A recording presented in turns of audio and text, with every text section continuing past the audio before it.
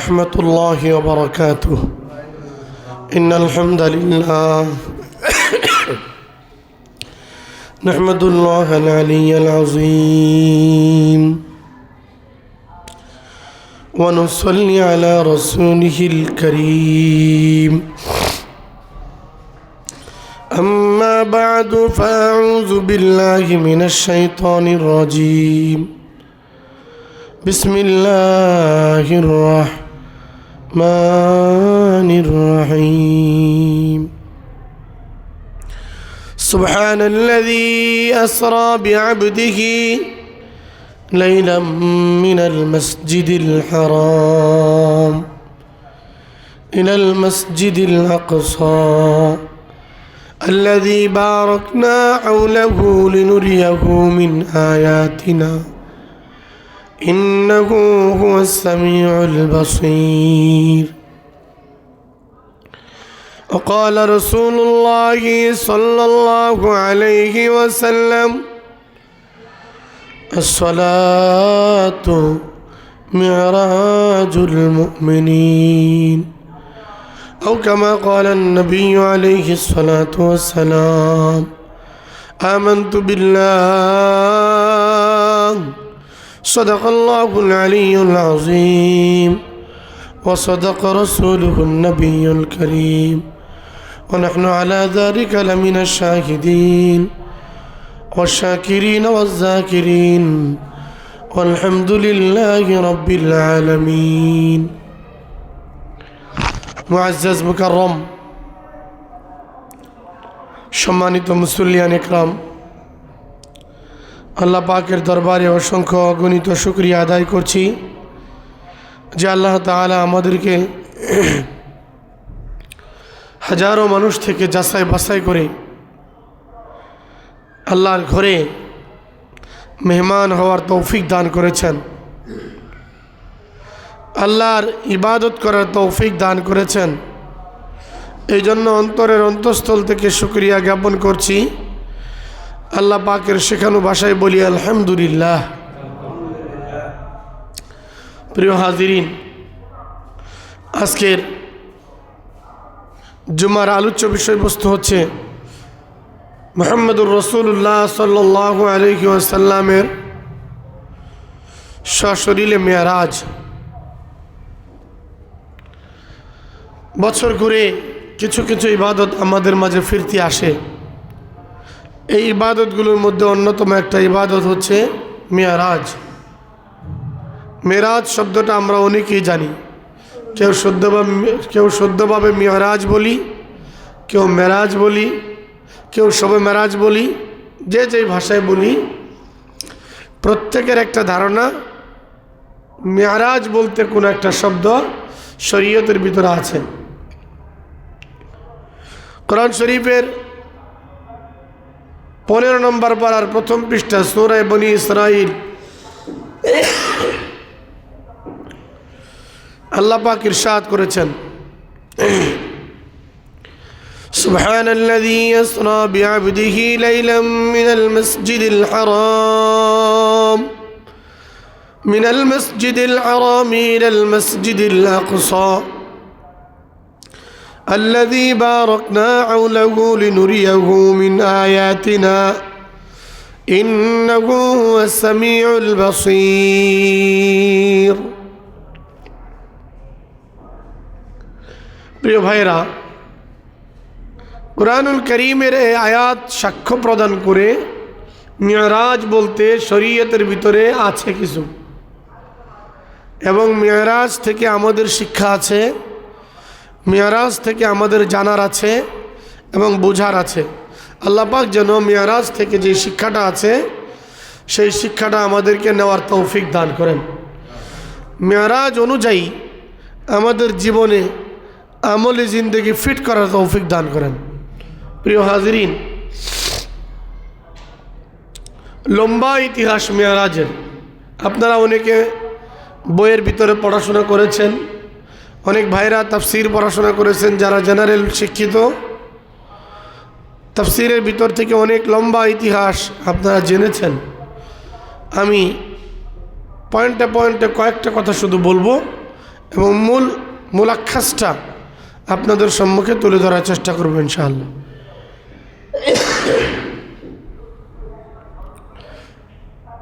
নবীজি সাল্লাল্লাহু আলাইহি ওয়াসাল্লাম হাতিমে কাবার ভিতরে শুয়ে আছেন।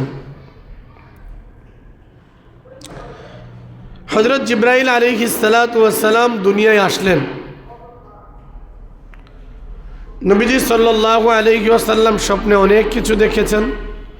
স্বপ্নে আগে মেয়ারাজ হয়েছে অনেকবার, সশরীরে মেয়ারাজ হয়েছে একবার। মেয়ারাজ শব্দের অর্থ কি? মেয়ারাজ শব্দের অর্থ হলো ঊর্ধ্ব গমন করা। ঊর্ধ্ব গমন করা, নিচে ছিলেন, নিচে থেকে উপরে ওঠা, এটার নাম বলে মেয়ারাজ। আল্লাহ তাআলা নবীজি সাল্লাল্লাহু আলাইহি ওয়াসাল্লামকে দুনিয়ার জমিন থেকে উঠিয়ে নিয়ে আকাশে আল্লাহর কাছ পর্যন্ত নিয়ে গেছেন। কোরআনে স্পষ্ট আছে, সুবহানাল্লাযী আসরা বিআবদিহি লাইলাম মিনাল মাসজিদিল হারাম ইলাল মাসজিদিল আকসা। মুসলমানদের প্রথম কিবলা মসজিদ আকসা। আমরা অনেকে জানি না যে আমরা যে পশ্চিম দিকে সেজদা করি, কেন পশ্চিম দিকে সেজদা করি, দক্ষিণে কেন সেজদা করি না, পূর্বে কেন সেজদা করি না, উত্তরে কেন সেজদা দেই না, পশ্চিমে কেন সেজদা দেই। স্বভাবত অনেক মুসল্লিরা জানে পশ্চিম দিকে কিবলা আছে, কাবা শরীফ আছে। কাবা শরীফটা গোল, যারা ওই দিক থেকে আসে ওরা ওইদিকে, এইদিকে পশ্চিম, যারা এদিকের মানুষ ওরা এদিকে পশ্চিম, যারা এদিকের মানুষ ওরা এদিকে পশ্চিম, যারা ওই দিকের মানুষ ওদের পশ্চিম হলো এইদিকে। ঘুরে ফিরে ওই ঘরটাকে কিবলা বানিয়েছে। তো এই ঘরের পূর্বে কিবলা ছিল বাইতুল মুকাদ্দাস, মসজিদ আকসা। পয়গম্বর আলাইহিস সালাতু ওয়াস সালাম যখন কাবায় বসে, কাবায় থেকে পশ্চিম দিক থেকে উত্তর দিকে সিজদা দিতেন, মসজিদ আকসার দিকে, নবীজি সাল্লাল্লাহু আলাইহি ওয়াসাল্লাম সব সময় মনের ভিতরে ভাবতেন, আল্লাহ কিবলাটা পরিবর্তন করে আপনি যদি কাবার দিকে দিতেন তাহলে ভালো হইতো। নবীজি সাল্লাল্লাহু আলাইহি ওয়াসাল্লামের আকুতি চাহনি আল্লাহ তাআলা জেনেছেন, বুঝেছেন। এক পর্যায়ে পয়গম্বর আলাইহিস সালাতু ওয়াস সালামকে আল্লাহ তাআলা নির্দেশ করলেন নামাজের মধ্যে। নবীজি যখন সেজদায় ছিলেন এমন সময় ঘোষণা আসলো, ফাওয়াল্লি ওয়াজহাকা শাতরাল মাসজিদিল হারাম। পয়গম্বর আপনি যে মসজিদে আকসার দিকে সেজদায় দিয়েছেন, মসজিদে আকসার দিকে আপনি সেজদা দেন আর মন থেকে আপনি কাবার দিকে টানেন। যান যান, আপনার মনের সন্তুষ্টির জন্য আমি বাইতুল মুকাদ্দাসকে কেবলা পরিবর্তন করে কাবাকে কেবলা বানায় দিলাম। আমাদের নবীজি সাল্লাল্লাহু আলাইহি ওয়াসাল্লামকে আল্লাহ এত ভালোবাসতেন। মা আমেনা রাদিয়াল্লাহু তাআলা আনহা 3 মাস যখন নবীজি পেটে, তখনই তার বাবা আবওয়া নামক স্থানে, বাবা আব্দুল্লাহ মদিনার সফরে আবওয়া নামক স্থানে মৃত্যুবরণ করেছেন। মায়ের অনেক পেরেশানি, সন্তানটা দুনিয়ায় আসার আগেই তার বাবাকে হারিয়ে ফেলল। মা অনেক কষ্ট পান। একটা সন্তান যার আছে তিনি বুঝবেন, জানবেন একটা সন্তানের যদি বাবা না থাকে তার কতটা অপূরণীয় থেকে যায়, কত জিনিসের অপূর্ণতা থেকে যায় তার। এটা একটা বাবা এবং একটা মা বুঝবে। একটা বাবার অপূর্ণতা কোনো মা দিতে পারে না, কোনো মায়ের অপূর্ণতা কোনো বাবা কখনোই দিতে পারে না। আল্লাহ তাআলা মা আমেনা রাদিয়াল্লাহু তাআলা আনহাকে হিকমতের সাথে বোঝাবেন সময়ে সময়ে। যখন জন্মগ্রহণ করলেন পয়গম্বর আরবি সাল্লাল্লাহু আলাইহি ওয়াসাল্লাম, এই সংবাদ শুনে আবুল আহাব, নবীজির চাচা, যিনি সংবাদ দিয়েছিল সুয়াইবা যে আপনার একজন ভাতিজা হয়েছে, ফুটফুটা, চাঁদের মতো সুন্দর, সূর্যের মতো বিচ্ছুরিত আলো ছড়াচ্ছে, এরকম সুন্দর একজন ভাতিজা হয়েছে আপনার। এই সংবাদ পৌঁছানোর কারণে আবুল আহাব তার দাসী সুয়াইবাকে মুক্ত করে দিয়েছে। যাও, জীবনের তোমাকে স্বাধীন করে দিলাম, আজকের থেকে তোমার আর কোনো কাজ কাম কোনো কিছুই করতে হবে না। এতটা ভালোবাসতেন নবীজিকে। মা আমেনা অনেক সময় পেরেশান হয়ে থাকতেন। সবার বাবা তার সন্তানকে কুলে নেয়, ঘোরায়, বাজারে, মেলায়, সব জায়গায় নিয়ে নিয়ে ঘোরায়। আমার ছেলে এমন একজন এতিম যাকে হাতে ঘোরানোর মতো কেউ নাই। আল্লাহ তাআলা যেন বুঝিয়ে দেন, আমেনা, আব্দুল্লাহ যদি বেঁচে থাকতো, আব্দুল্লাহ কোথায় বা নিয়ে যেত? সর্বোচ্চ উকাজের বাজারে নিয়ে যেত, মদিনার মেলায় নিয়ে যেত, সিরিয়ার বাজারে নিয়ে যেত। আমি তো আমার প্রিয় বন্ধু, এটা তো আমার বন্ধুটা এটা আমার। মুফাসসিরিন একরাম তাফসীরের কিতাবের ভিতরে ওমা আরসালনাকা ইল্লা রাহমাতাল লিল আলামিন, আমি আপনাকে প্রেরণ করিনি, তবে করেছি একমাত্র আল্লাহ গোটা জগৎবাসীর জন্য রহমত স্বরূপ করে। এই রহমাতাল লিল আলামিনের ব্যাখ্যা করতে গিয়া মুফাসসিরিন একরাম লিখছেন, কোন এক কবি তার ভাষায় বলছেন, जहाँ तक है रबूबियत खुदा का, जहाँ तक है रबूबियत खुदा का, वहाँ तक है नबूवत मुस्तफ़ा का। जहाँ तक है रबूबियत खुदा का, वहाँ तक है नबूवत मुस्तफ़ा का। कवि डाक दिया बोलेन, হে দুনিয়াবাসী, তোমরা এমন একজন পয়গম্বরের উম্মত হতে পেরেছ, এমন একজন শ্রেষ্ঠ মহামানবের উম্মত হতে পেরেছ, যিনি শুধু দুনিয়ায় নয়, এখনো কবরের ভিতরে বসে বসে তোমাদের জন্য চিন্তা করে, এখনো কবরের ভিতরে শুয়ে শুয়ে বলে, ইয়া হাবলি উম্মতি, ইয়া হাবলি উম্মতি। হে তোমার পয়গম্বর সাধারণ কোনো পয়গম্বর নয়, আল্লাহ তাআলা মাসের আল্লাহ, তোমার পয়গম্বর মাসের নবী। আল্লাহ তাআলা নদীর আল্লাহ, পয়গম্বর নদীর নবী। আল্লাহ তাআলা সাগরের রব, পয়গম্বর সাগরের নবী। আল্লাহ তাআলা জান্নাতের আল্লাহ, পয়গম্বর আলাইহিস সালাতু ওয়াস সালাম জান্নাতের নবী। আল্লাহ তাআলা যেখানে যেখানে ক্ষমতা আছে, পয়গম্বর আলাইহিস সালাতু ওয়াস সালামকে সেখানে সেখানে ক্ষমতা দিয়ে দিয়েছে। সুবহানাল্লাহ। এজন্য কবি ডাক দিয়ে বলেন, जहाँ तक है रबूबियत खुदा का, যেখানে যেখানে আল্লাহ তাআলার রবুবিয়ত আছে, যেখানে যেখানে আল্লাহ তাআলার ক্ষমতা আছে, যেখানে যেখানে আল্লাহ তাআলার প্রভুত্ব আছে, ওহা তক হে নবুয়ত মুস্তাফা কা। বন্ধুরে আমার আপনার নবী কেমন নবী? আল্লাহ তাআলার কাছে এই মেরাজের রাত্রিতে আল্লাহ তাআলা জান্নাতের ফেরেশতাদেরকে সাথে নিয়ে একসাথে নিয়ে মজমায় বসেছেন। আমার পয়গম্বর এমন একজন সুন্দর পয়গম্বর। আয়েশা রাদিয়াল্লাহু তাআলা আনহা বলেছেন, আয়েশা রাদিয়াল্লাহু তাআলা আনহা কত সুন্দর বলেছেন। কবি ডাক দিয়া বলেছেন, ইউসুফ আলাইহিস সালাতু ওয়াস সালামকে দেখে মিশরের মেয়েরা নিজের হাতগুলো কেটে দিয়েছিল।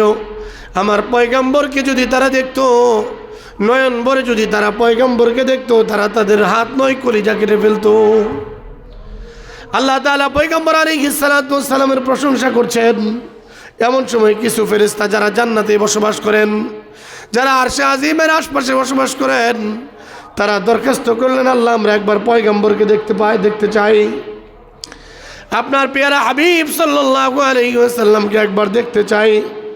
আল্লাহ তাআলা বলেন, তোমরা যদি আমার পয়গম্বরকে দেখতে চাও তাহলে সশরীরে দেখার জন্য, যেহেতু তোমাদেরকে আমি দুনিয়ায় প্রেরণ করার জন্য বানাই নেই, আমার পয়গম্বর আখেরি জামানায় আসবে দুনিয়ায়, আর দুনিয়ায় থাকা অবস্থায় একবার পয়গম্বরকে আমি জান্নাতে উঠায় নিয়ে আসবো, জাহান্নাম দেখাবো, আরশে আজিম দেখাবো, সব কিছু দেখাবো, সিদরাতুল মুনতাহা, বাইতুল মামুর, সব কিছু গোটা পৃথিবী ভ্রমণ করাবো।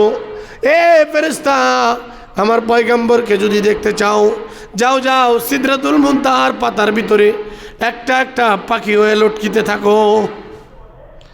একটা একটা পাখি হয়ে ফেরেশতারা লটকিতেছে। পয়গম্বর আলাইহিস সালাতু ওয়াস সালাম যখন মেরাজ গমন করেন, জিবরাইল আলাইহিস সালাতু ওয়াস সালামকে বললেন, কি ব্যাপার, এটা কেমন গাছ? এই গাছের প্রত্যেকটা ডালে ডালে, প্রত্যেকটা পাতায় পাতায় এক একটা পাখি, কারণটা কি? জিবরাইল আলাইহিস সালাতু ওয়াস সালাম বলেন, ইয়া রাসূলুল্লাহ, ইয়া হাবিবাল্লাহ, এই যে এই গাছটা দেখতেছেন বড়ই গাছ, এই গাছের ভিতরে যতগুলো পাতা আছে, প্রত্যেকটা পাতায় পাতায়, প্রত্যেকটা ডালে ডালে একটা করে পাখি আছে। এই পাখিগুলো কিন্তু পাখি নয়, এই পাখিগুলো প্রত্যেকেই আল্লাহ পাকের ফেরেশতা। এই পাখিগুলো দরখাস্ত করেছিল আল্লাহ,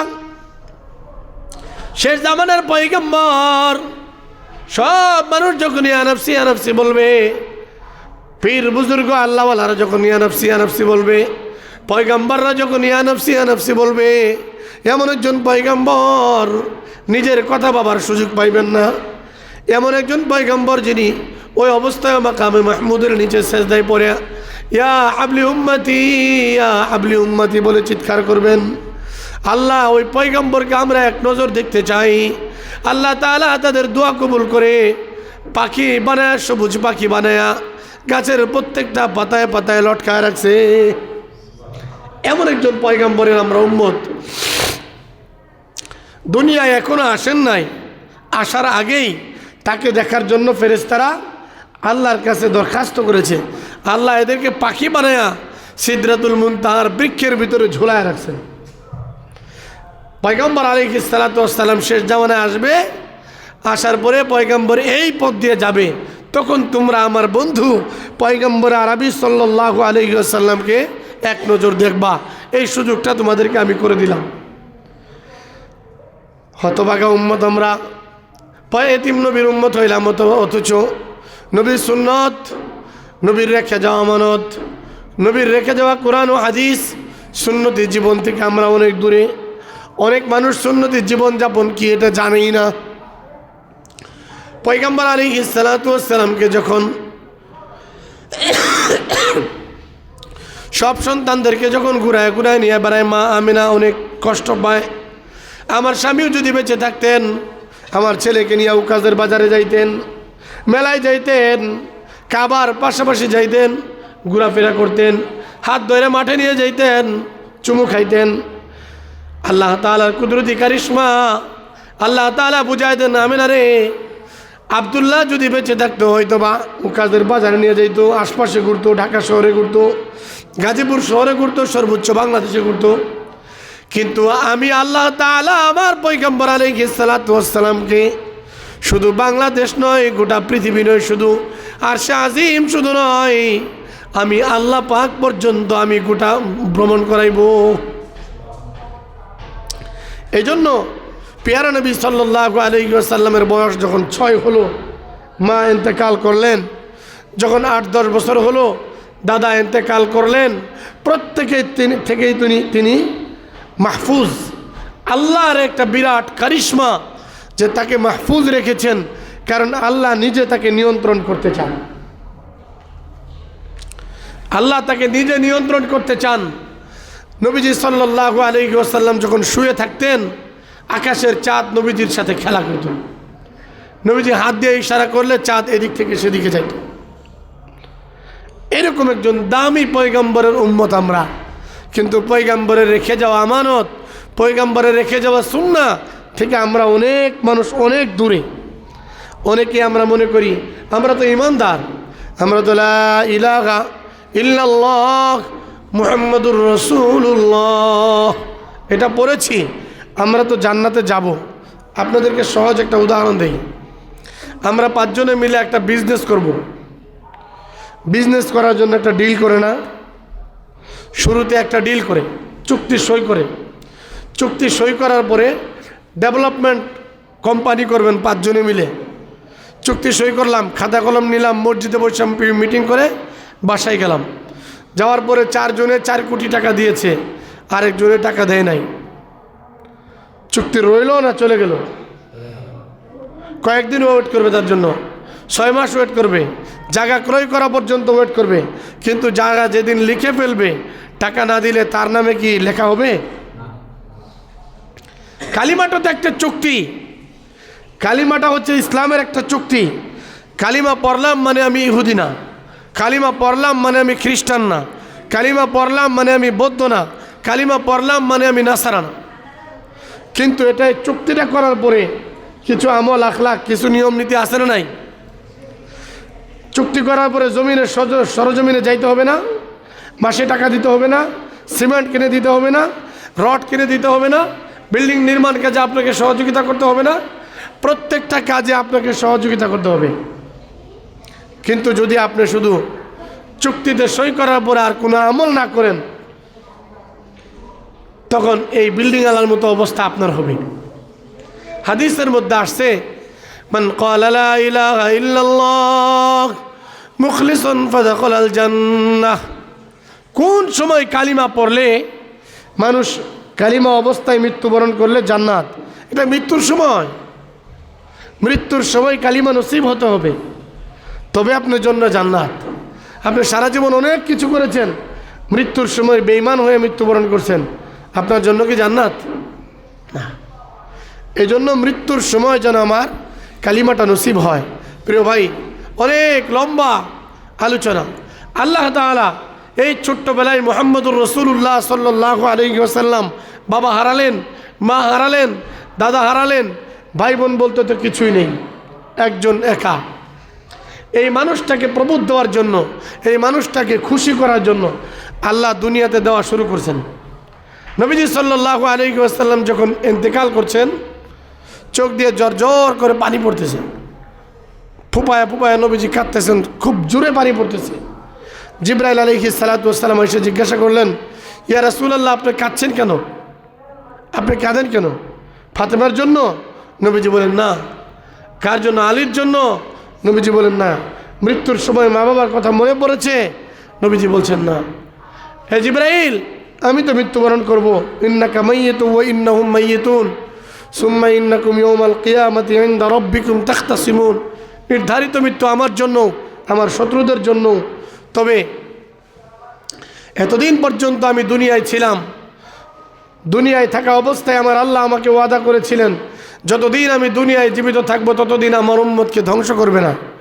আমার মৃত্যুর পরে আমার এতিম উম্মত বাংলাদেশে, পাকিস্তানে, জর্ডানে, ফ্রান্সে, গোটা পৃথিবীর প্রান্তে প্রান্তে থাকবে। আমার মৃত্যুর পরে আমার উম্মতের জিম্মাদার কে হবে? কে আমার উম্মতের জিম্মাদারি নিবে? আমার উম্মত তো গুনাহ করে ফেলবে, আমার উম্মত তো অন্যায় করে ফেলবে, কবিরা গুনাহ করে ফেলবে, জিনা করে ফেলবে, ব্যভিচারী করে ফেলবে, অপরাধ করে ফেলবে। তখন আমার উম্মতের জিম্মাদারি কে হবে? জিবরাইল আলাইহিস সালাতু ওয়াস সালাম আল্লাহ তাআলার সাথে কথোপকথন করে এসে নবীজি সাল্লাল্লাহু আলাইহি ওয়াসাল্লামকে আশ্বস্ত করেছেন, ইয়া রাসূলুল্লাহ, আপনার মনের সন্তুষ্টির জন্য আল্লাহ তাআলা বলে দিয়েছেন, যেহেতু আমার বন্ধু, বন্ধুর বাড়ির মেহমান মানে আমার বাড়ির মেহমান, বন্ধুর উম্মত মানে আমার উম্মত, বন্ধুকে বলে দাও চোখের পানি মুছার জন্য। এতদিন পর্যন্ত বন্ধু জিম্মাদার ছিল, বন্ধুর উম্মতকে আমি এতিম বানায় রাখতে পারি না। বন্ধু যেদিন থেকে ইন্তেকাল করবে তা কিয়ামত পর্যন্ত বন্ধুর উম্মতের জিম্মাদার স্বয়ং আমি আল্লাহ হয়ে গেলাম। তাহলে আমাদের একজন জিম্মাদার আছেন না আল্লাহ তাআলা? তা আল্লাহ তাআলা নবীজি সাল্লাল্লাহু আলাইহি ওয়াসাল্লামকে প্রবোধ দেওয়ার জন্য পরতে পরতে অনেক জীবনী ঘটিয়েছেন, ইতিহাস ঘটিয়েছেন। ইতিহাসের একটি ঐতিহাসিক ঘটনা হচ্ছে মেরাজ, যার অর্থ হচ্ছে ঊর্ধ্বগমন করা। ঊর্ধ্বগমন করা। নবীজি সাল্লাল্লাহু আলাইহি ওয়াসাল্লাম হাতিমে কাবার ভিতরে শায়িত আছেন। এমন সময় হঠাৎ, আমি আলোচনাগুলো অনেক লম্বা, তাফসিরে মাজহারিতে যে আলোচনা আসছে, শুধু এই হাতিমে কাবা পর্যন্ত 7 পর্যন্ত আসলেও 5-7টা জুমার প্রয়োজন। এগুলো পুরাটা শুনলে ভালো, ফায়দা আছে, তবে সংক্ষেপ সংক্ষেপ বলা ছাড়া তার উপায় নেই। তো ছাদটা ফেটে গেল। আপনারা বলেন আল্লাহ তাআলা চাইলে এই মুহূর্তের ভিতরে এই ছাদটা আমাদের মাথায় ফেলে দিতে পারেন না? পারেন না? ক্ষমতা আছে না আল্লাহ পাকের? আল্লাহ কিছু ক্ষমতা দুনিয়ায় প্রদর্শন করে দেখিয়ে দিয়েছেন। বাবা ছাড়া আল্লাহ সন্তান দিয়েছেন না? কাকে বলেন তো? ঈসা আলাইহিস সালাতু ওয়াস সালামকে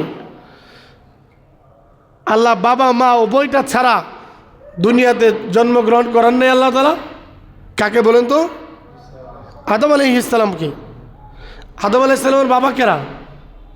মা কে আছে? হাওয়া আলাইহিস সালাতু ওয়াস সালামের মা কে? বাবা কে আছে? তারা আমাদের আদি আম্মা আর আদি আব্বা। শুরু আল্লাহ তাআলা তাদের নিজে তৈরি করেছেন, তাদের থেকেই গোটা বংশ আমরা সবাই। আপনারা জানেন না, আমরা যারা মারামারি করি, ঝগড়া করার সময় যদি একবার ভাবতাম আমরা একই মায়ের সন্তান, কয় শিকদার বংশ, সরকার বংশ, ফকির বংশ, চৌধুরী বংশ, আর এইগুলো কোনো টাইটেলই না, ফাউল নাম ডাকতে ডাকতে হয়ে গেছে। গোত্র হয়, গোত্র, যেমন বনু সালিম, এই সালিম থেকে যত গোত্র আসছে এটা বনু সালিম। বনু মারুফ, মারুফ থেকে যত গোত্র আসছে এগুলো হচ্ছে বনি মারুফ। তো আমরা কিন্তু একই মায়ের সন্তান। হাবিল কাবিল যে আম্মার সন্তান, আমরা সেই আম্মারই কিন্তু সন্তান। যেমন ধরেন আপনার একজন মা আছেন, তার একজন মা আছেন, তার একজন মা আছেন, এরকম খুঁজলে কিছু মায়ের পরেই আম্মা হাওয়া আলাইহিস সালাতু ওয়াস সালাম। একই মায়ের সন্তান হয়ে আমরা ঝগড়া করি কি করে? যদি এটা একবার ভাবতাম যে আমরা তো একই বাবার সন্তান, একই মায়ের সন্তান, একটু টাকা আমার বেশি আছে, আরেকজনের একটু কম আছে, কিন্তু টাকাওয়ালা বলে আমাকে চেনো, আমাকে চেনো তুমি? আরে তোর জন্য 3.5 হাত মাটি, গরিবের জন্য 3.5 হাত মাটি, এসি রুমওয়ালার জন্য 3.5 হাত মাটি, প্ল্যাটফর্মে শুয়ে থাকা ওই মানুষটার জন্য 3.5 হাত মাটি। এসি রুমে শুয়ে থাকা লোকটার মাটি নিয়ে কোথায় দিবে, কোনটা দামি জায়গা চলে যাবে, তার কবর নিয়ে বিভিন্ন জায়গায় ঝামেলা হয়। কিন্তু ফুটপাতে পড়ে থাকা লোকটার লাশের মরা দেহ নিয়ে কোনো রাজনীতি হয় না, কোথায় দাফন করবে এটা নিয়ে কোনো টেনশন থাকে না, কোথাও না কোথাও দাফন করে দেয়। নবীজি সাল্লাল্লাহু আলাইহি ওয়াসাল্লামকে ছাদ হঠাৎ ফেটে জিবরাইল আলাইহিস সালাতু ওয়াস সালাম চলে আসলেন। নবীজি সাল্লাল্লাহু আলাইহি ওয়াসাল্লামকে জিবরাইল আলাইহিস সালাতু ওয়াস সালাম ধরে বাইতুল মুকাদ্দাস পর্যন্ত নিয়ে গেছেন। এই নিয়ে যাওয়ার পথে লম্বা ইতিহাস, একটা দুইটা আপনাদেরকে শোনাবো যেগুলা থেকে আপনাদের শিক্ষা আছে। এক রাত্রের ভিতরে এই ঘটনাগুলো ঘটাইছেন। সুবহানাল্লাযী, সুবহান তিনি পুত পবিত্র, আল্লাযী আসরা যিনি মহান, আসরা ইসরা করিয়েছেন, সায়ের করেছেন, সফর করিয়েছেন নবীজি সাল্লাল্লাহু আলাইহি ওয়াসাল্লামকে। ইসরা বলা হয় রাত্রিকালীন ভ্রমণ, ইসরা বলা হয় রাত্রিকালীন ভ্রমণ। পয়গম্বর আলাইহিস সালাতু ওয়াস সালামকে মসজিদে হারাম থেকে মসজিদে আকসায় জিবরাইল আলাইহিস সালাতু ওয়াস সালাম নিয়ে গেছেন। এই যাওয়ার পথে কিছুক্ষণ যাওয়ার পরে পয়গম্বর আলাইহিস সালাতু ওয়াস সালাম হঠাৎ একটা সুঘ্রাণ পেয়েছেন। নবীজি মনে করেছেন জান্নাতের ভিতরে চলে আসছি। নবীজি বলতেছে, ভাই জিবরাইল, এত দ্রুত জান্নাতে চলে আসলাম? জিবরাইল আলাইহিস সালাতু ওয়াস সালাম বলতেছে, ইয়া রাসূলুল্লাহ, এটা কিভাবে জান্নাত হইল? এটা তো দুনিয়া, এটা তো মিশর, এটা আবার জান্নাত হলো কি করে? নবীজি সাল্লাল্লাহু আলাইহি সাল্লাম বলেন যে আমি জান্নাতের সুঘ্রাণ পাচ্ছি, এরকম ঘ্রাণ তো পৃথিবীতে আমি আর কোনোদিন দেখি নাই। জিবরাইল আলাইহিস সালাতু ওয়াস সালামকে, জিবরাইল আলাইহিস সালাতু ওয়াস সালাম পয়গম্বর আলাইহিস সালাতু ওয়াস সালামকে বললেন, ইয়া রাসূলুল্লাহ, এটা হচ্ছে ওই 2 জোড়া কবর। ফেরাউনের দাসী মাশেতা, যিনি ফেরাউনের স্ত্রীর চুল আঁচড়াইতেন, কালিমা পড়েছিলেন মুসা আলাইহিস সালাতু ওয়াস সালামের উপর, লা ইলাহা ইল্লাল্লাহ মুসা কালিমুল্লাহ। এই অপরাধে আনা রব্বুকুমুল আলা, ফেরাউন বলেছিল আমি সবচাইতে বড় রব। এই কথা অস্বীকার করে ইমানের উপর সুদৃঢ় থেকেছিল, যার অপরাধ হিসেবে দুইটা সন্তানকে তেলের ভিতরে ফেরাউন ভেজে দিয়েছিল এবং তার এই দাসীকে হাতে পেরেক লাগিয়েছিল, পায়ে পেরেক লাগিয়েছিল, বুকে পেরেক লাগিয়েছিল, 24টার উপরে পেরেক লাগায় পুরা শরীর ঝাঁঝরা করে দিয়েছিল, আর এরপরে আগুনের ভিতরে ভেজেছিল।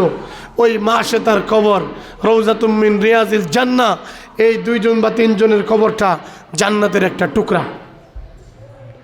এইখান থেকে জান্নাত পর্যন্ত একটা রাস্তা তৈরি, সেতু বন্ধন তৈরি করে দেওয়া হয়েছে, যার কারণে ওর কবর থেকে সুঘ্রাণ আসতেছে।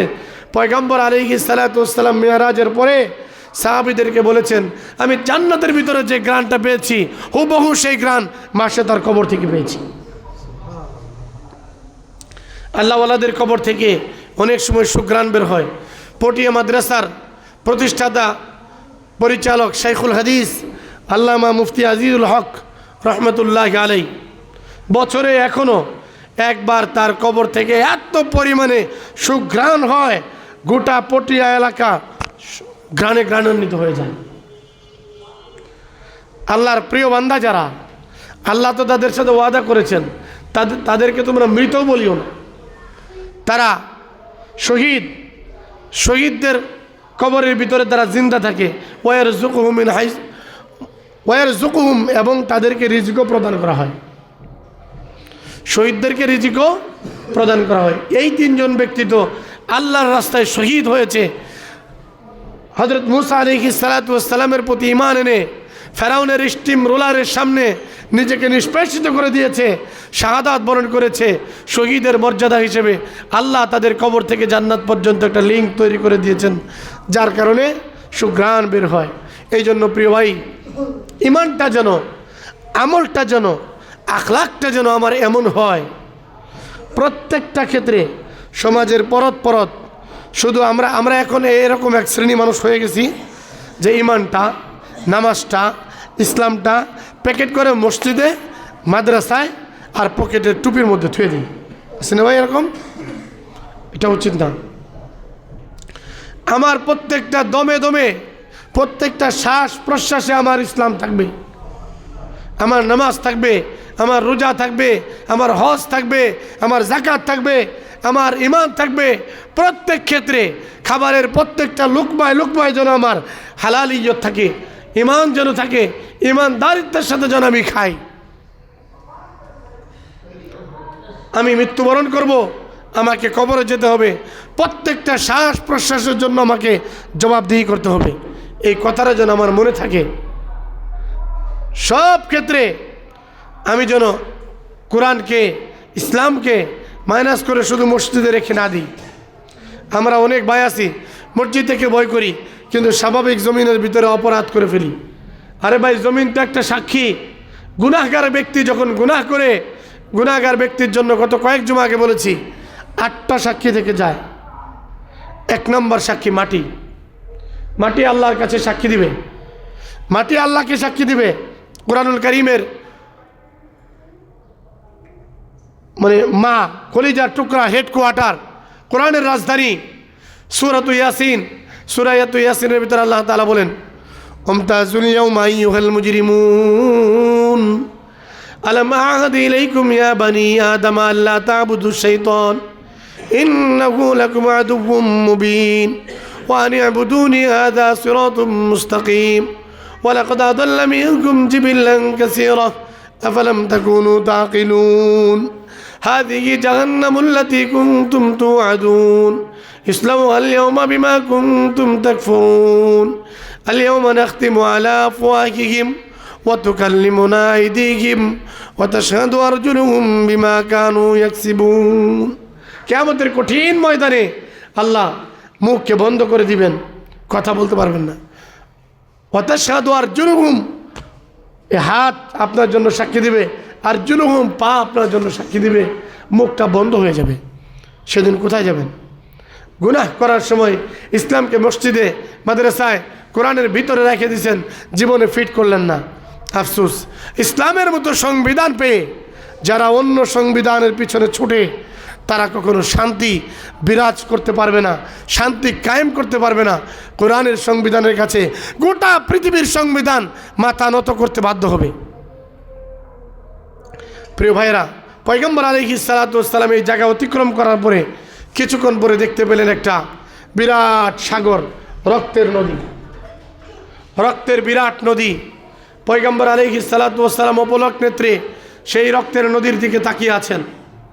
হঠাৎ তিনি দেখতে পেলেন কিছু মহিলা, মানে এইটুকু বের করা কিছু মহিলা, ওদের মাথা থেকে বড় বড় কাক, এত বড় বড় কাক, কাকগুলো মজক বের করে করে খাচ্ছে, চিবায় চিবায় খাচ্ছে। কাকের পাশ দিয়ে, ঠোঁটের পাশ দিয়ে রক্ত প্রবাহিত হচ্ছে। আবার তাকায় দেখেন নবীজি সাল্লাল্লাহু আলাইহি ওয়াসাল্লাম, কিছু মানুষ, বিশাল বিশাল লম্বা লম্বা মানুষ, মানুষের আকৃতি দানব, এক একটা পাহাড়ের মতো পাথর দিয়ে একটু পর পর জোরে জোরে নিক্ষেপ করেন। হঠাৎ পয়গম্বর তাকায় দেখেন এই রক্তের নদীর এক প্রান্তে একটা মানুষ উঠতে চায়, আর ওই সময় ঠিক তার মাথা বরাবর এই পাথর দিয়ে আঘাত করে। জিব্রাইল আলাইহিস সালাতু ওয়াস সালামকে পয়গম্বর জিজ্ঞাসা করলেন, ভাই জিব্রাইল, ওই লোকগুলো কারা যাদের মাথা থেকে কাকগুলো মজক বের করে করে খাচ্ছে? এরা কারা? এরা কেমন মহিলা? এদের চুলের ভিতরে ফুলকি দিয়ে আগুন বের হচ্ছে, কারণ কি? এই পুরুষগুলো কারা যাদের গাল থেকে গোশত কামড়ায় কামড়ায় এই শকুনের মতো কাকগুলো খাচ্ছে? এরা কারা? জিবরাইল আলাইহিস সালাতু ওয়াস সালাম জবাব দিলেন, ইয়া রাসূলুল্লাহ, ইয়া হাবিবাল্লাহ, এই সমস্ত নারী হচ্ছে ওরা যারা দুনিয়ায় চুগলখড়ি করে। এই সমস্ত পুরুষ হচ্ছে তারা যাদের গালের গোশতগুলো কামড়ায় কামড়ায় খাচ্ছে, এই শকুনের মতো কাকগুলো মাথা থেকে মজক বের করে করে খাচ্ছে। এই মহিলাগুলো হচ্ছে যারা দুনিয়ায় চুগলখড়ি করতো, পিছনে পিছনে কথা বলতো, জানি অমুকে অমুক কাজটা করেছে, এই শুনছনি অমুকে অমুক কাজটা করেছে। ও মা, আপনাকে কালকে আমাদের কঠিন ময়দানে আল্লাহর সামনে প্রত্যেকটা কথার জন্য দাঁড়াতে হবে। কি অপরাধ, কি জন্য আপনি এই গুনাহের পাল্লাটা আপনার কাঁধের ভিতরে নিচ্ছেন? কি জন্য এই গুনাহের পাল্লা আপনি ভারী করছেন? গীবত করা মারাত্মক কবিরা গুনাহ, চুগলখড়ি করা মারাত্মক কবিরা গুনাহ। আল্লাহর নবী সরকার দু আলম সাল্লাল্লাহু আলাইহি ওয়াসাল্লাম মেরাজের রজনীতে দেখেছেন লম্বা লম্বা চুলওয়ালা মহিলা, এই বিশাল মাথা থেকে বিশাল বিশাল এক একটা কাক মজকগুলো বের করে করে খাচ্ছে আর চিবায় চিবায় রক্ত বের করছে। এখনও সময় আছে, গীবত বন্ধ করুন, পরনিন্দা বন্ধ করুন, চুগলখড়ি বন্ধ করুন। পারবো ইনশাআল্লাহ? গীবত বন্ধ করতে পারবো?